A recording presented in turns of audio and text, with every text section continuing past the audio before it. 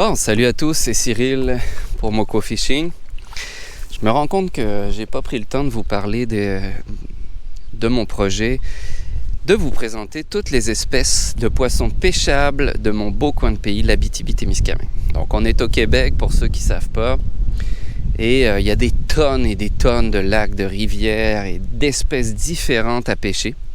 Le défi ici, ce qui est difficile, et ce que je veux faire pour vous, c'est de vous présenter ça, mais toutes à la ligne, toutes les pêches à la ligne. Donc, chaque espèce que j'irai chercher va être pêchée à l'appât, que ce soit appât naturel ou au leurre, dépendamment des espèces et de ce qui est faisable. Puis j'essaierai, vu que je suis biologiste, on va en profiter, d'essayer de vous donner des petits cues.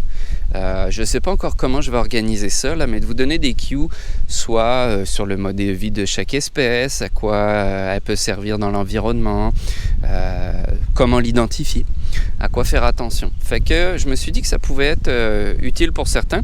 Puis je pars du principe aussi que si vous voulez vous améliorer en tant que pêcheur, c'est bien beau de connaître la pêche, de pêcher du doré, du brochet, de l'ombre de fontaine, de la chigante, toutes les espèces, on va dire, nobles entre guillemets.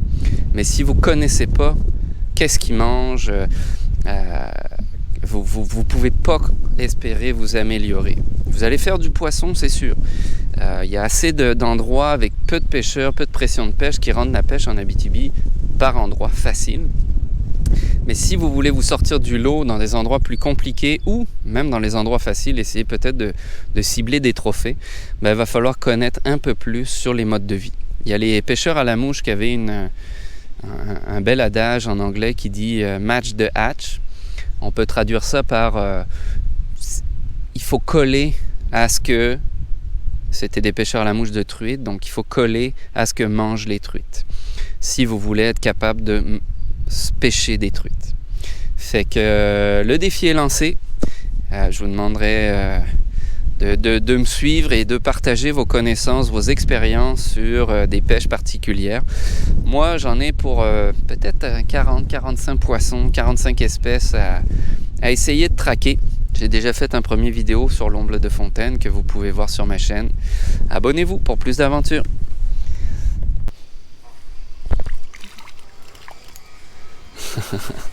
Oh, ça sent la moufette ici. Ah, ça pue. Arc. Allez, première espèce, les amis. Alors, je vais poser ça là. On va se mouiller les mains. Ici, on a affaire à un crapet soleil. Un poisson des couleurs magnifiques. Je sais que beaucoup de monde n'aime pas ça. Là. Lui, il est tout picoté avec des points noirs.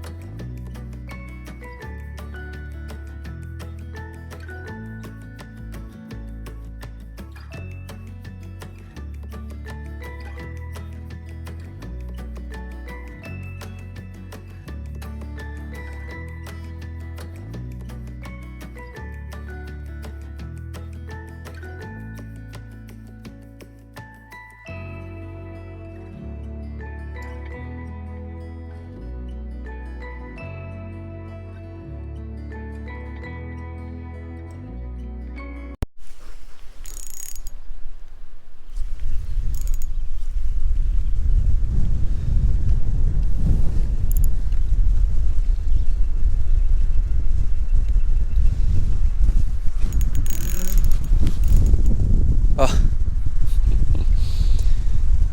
la belle salade.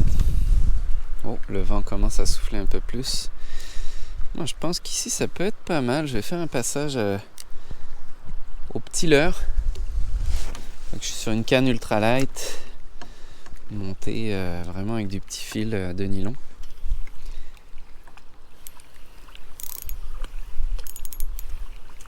Oh, et voilà. Ça a payé. Je pense que c'était un petit achigan vu la manière que ça saute là.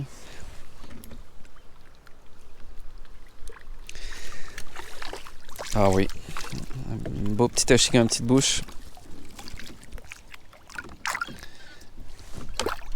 C'est tellement le fun sur des petites cannes de même. Hop. prends une photo. Oups. Ok, Cyril, on va arrêter le niaisage.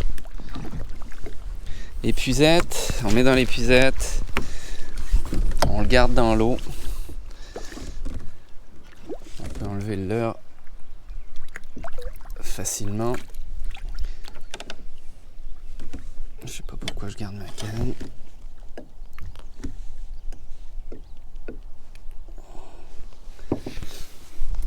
Mini achigan à petite bouche.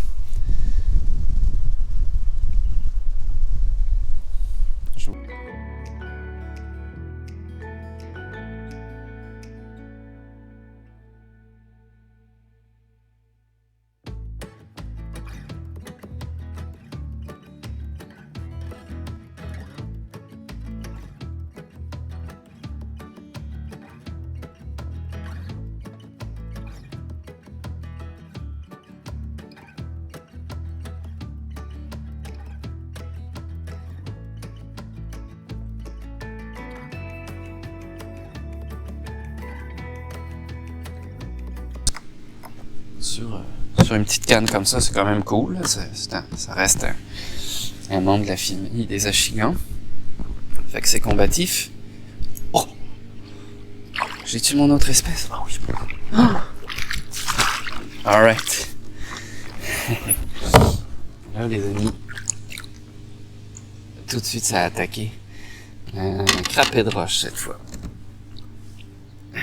On va avoir une bonne partie de la famille des achigans. Même chose. Un genre bien attaché. Sans photo.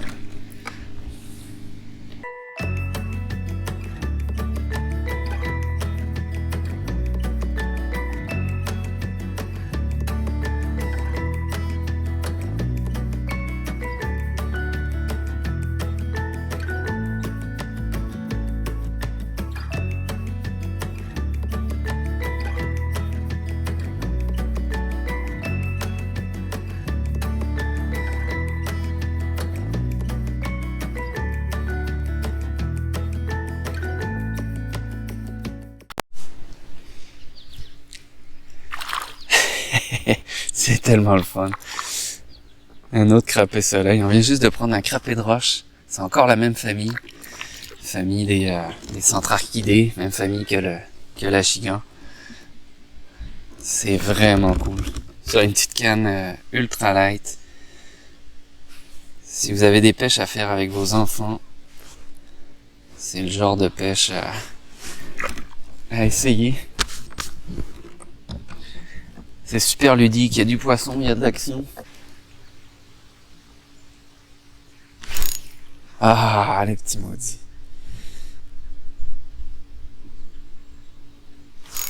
Yes. Oh, encore un crapet arc-en-ciel.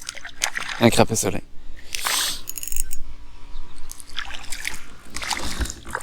Aïe. Ils sont de belle taille, là. Ils sont vraiment de belle taille. Encore un. Là, c'est drôle, je me suis laissé dériver. Je suis comme un peu décollé de la bordure. Ah ben, une autre espèce. Une perche chaude. Hey, celle-là est minuscule. Aïe, je vais essayer de vous la montrer.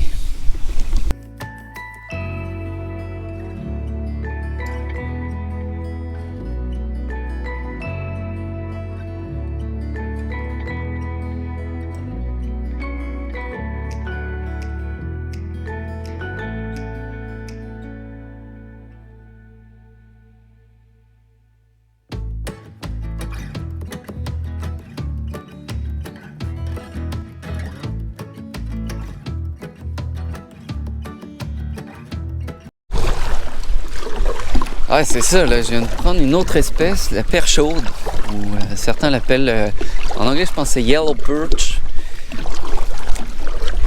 perche jaune, espèce pour laquelle je m'attendais pas, mais c'est pas impossible. Fait que c'est dans la même famille que que les dorés, les dards, les fouilles-roches zébrées, peut-être que vous avez déjà entendu parler de ça ou pris ça accidentellement. Et il y a quelques spécimens qui peuvent être quand même d'une taille assez intéressante.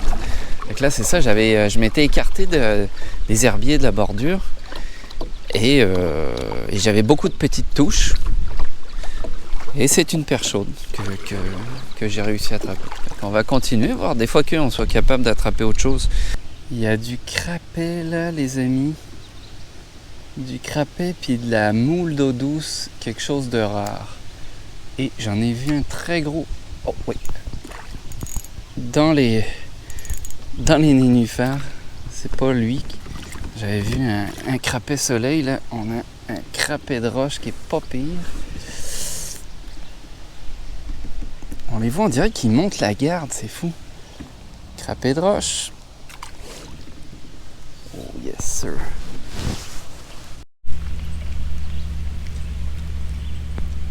Un nid de barbotte.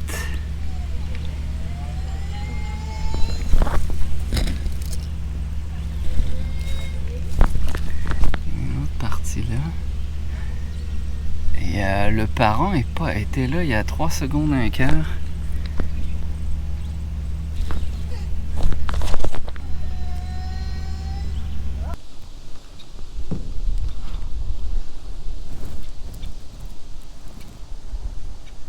Oh! Manqué.